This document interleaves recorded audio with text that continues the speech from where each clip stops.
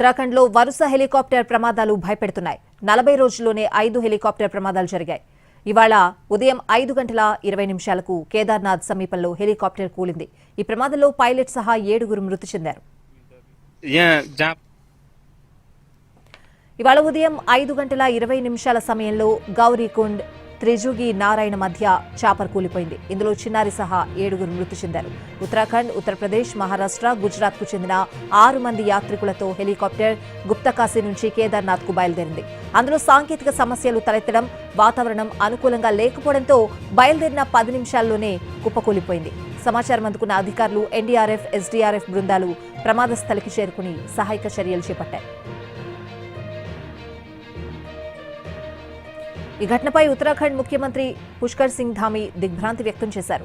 ప్రమాద స్థలంలో సహాయక చర్యలను మరింత వేగవంతం చేయాలని అధికారులను ఆదేశించారు. మే 2న కేదార్నాథ్ ఓపెన్ అయినప్పటి నుంచి ఇది 5వ ప్రమాదంగా తెలుస్తోంది.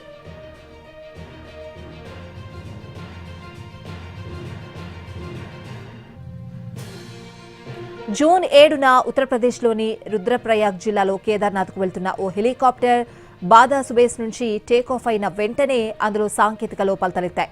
దీంతో ఉత్తరాఖండ్లోని ఓ హైవేపై అత్యవసర ల్యాండింగ్ చేయాల్సి వచ్చింది.